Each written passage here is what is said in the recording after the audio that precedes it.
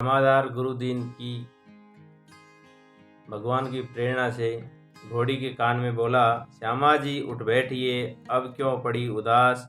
राम कृपा से आपको फिर से मिलो अवध को वास। श्यामा जी के श्रवण जैसे ही कान में पड़े, जमादार के बहन फिर से जीवित हो गए, खोल दिए दो नैन। नमस्कार मित्रों, आज हमारी सच्ची घटना में और धार्मिक कहानी में एक अगले पड़ाव पर चलते हैं। मित्रों, एक समय की बात है, अवध में एक घोड़ी थी, उसका नाम श्यामा रख दिया था। श्यामा भगवान से इतना प्रीत करती थी और अवध की गलियों से इतना मोह था, प्यार था, प्रेम था, उसको भक्ति का वास था उसके शरीर में, तन तन में, रोम रोम में। तो दोस्तों,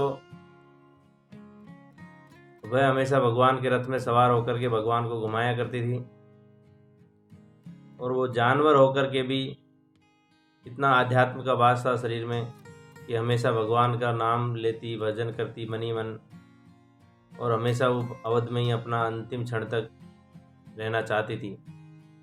मित्रों, होता है क्या, कनक भवन का जो मैनेजर साहब था उसको लगा कि अब श्यामा बुढ़ी हो गई है और इसको रथ में नहीं लगाना चाहिए, इसको पार्सल करके ट्रेन में टीकमगढ़ पहुंचा देते हैं। दोस्तों, टीकमगढ़ मध्य प्रदेश में पड़ता है और उधर भी भगवान का एक वास है, ओरछा करके उधर है जगह का नाम, ओरछा का महल। आज भी वहाँ पे भगवान की शस्त्रों की पूजा की जाती है, राम का दरबार लगता है। तो दोस्तों, मैनेजर साहब ने उसका प्रबंध कर दिया स्टेशन पर जाकर, रेलवे मैनेजर को बोल के, रेलवे स्टेशन वाले स्टेशन मास्टर को बोल के उसका बोगी बुकिंग कर दिया कि भाई फला तारीख को ये श्यामा घोड़ी अयोध्या से टीकमगढ़ के लिए जाएगी। और दोस्तों, जैसे ही उसको आभास हो गया घोड़ी को कि मुझे ये वृद्धावस्था के कारण टीकमगढ़ भेज रहे हैं और मेरा जाने का मन है नहीं, हे भगवान कुछ ऐसा करिए कि मेरा अंतिम समय अवध की गलियों में ही निकले और मेरा यहीं पे अंतिम संस्कार किया जाए, ऐसा उसका आशा थी मन में। लेकिन अब जानवर तो जानवर, वो कोई मुंह से तो बोल नहीं सकता था, लेकिन इतना ज़रूर था कि उसको महसूस हो गया कि मुझे जाना है यहाँ से। तो उसने 3-4 दिन पहले से ही खाना पानी छोड़ दिया और उसके आँखों से अविरल धारा जा रही है। दोस्तों, 1 दिन 2 दिन 3 दिन करके वो डेट आ गई है जिस दिन उसका बुकिंग ट्रेन में किया हुआ है। अब उसको ले जाने की तैयारी होती है, स्टेशन पर पहुंचा देते हैं, रस्सियों से बांध के उसको डिब्बे में चढ़वा देते हैं। रेलवे वाले उसको डिब्बे का लॉक कर देते हैं और जो ट्रेन रात को आनी थी टीकमगढ़ वाली, उसमें वो बोगी अटैच करनी थी, रात को जोड़ने वाले उसको जोड़ देते। सबने अपना अपना काम करके आ गए। उधर श्यामा मनी मन उदास थी, भगवान का स्मरण करती रही, हे भगवान मेरा अगर अंतिम समय निकले तो आपके चरणों में ही निकलना चाहिए, ऐसा उसका दृढ़ निश्चय था, भगवान का प्रीत था। तो दोस्तों,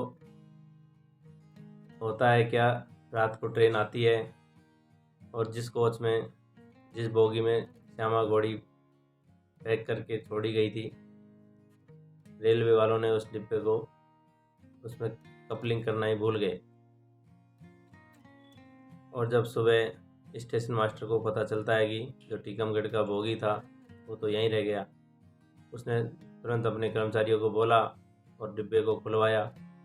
देखा तो वहाँ पे श्यामा घोड़ी मरी हुई पड़ी है। और भगवान की लीला, अब तो मैनेजर साहब के हाथ पैर फूल गए। स्टेशन मास्टर ने खबर करी कि अभी ये श्यामा घोड़ी तो यहीं ख़त्म हो गई है, इसको अगर आप ले जा सकते हो तो ले जाइए। तो दोस्तों, कनक भवन के मैनेजर को खबर किया और मैनेजर ने उसको अपने कर्मचारियों को बोला और मरी हुई घोड़ी को रस्सियों से, उसका शरीर अकड़ चुका था बुरी तरह, बांध कूद करके उतारा नीचे और लेके आए। उधर श्री हरि को खबर चली भगवान को कि श्यामा घोड़ी को वापस ले आए हैं। तो उन्होंने जमादार, जो कि उसका नाम था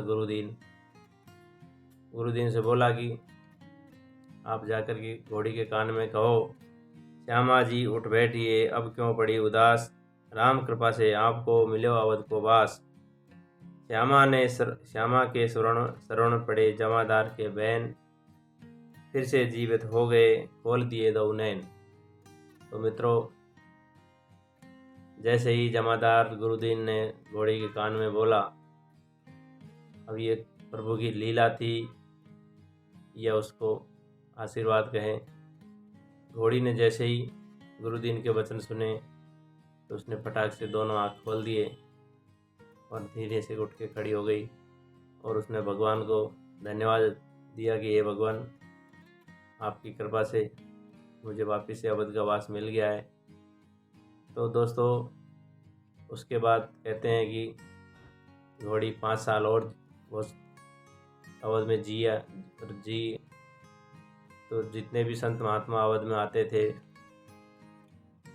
सबसे पहले भगवान श्री हरि का दर्शन करते, इसके बाद श्यामा घोड़ी का दर्शन करते, क्योंकि वो साक्षात भगवान की कृपा पात्र थी।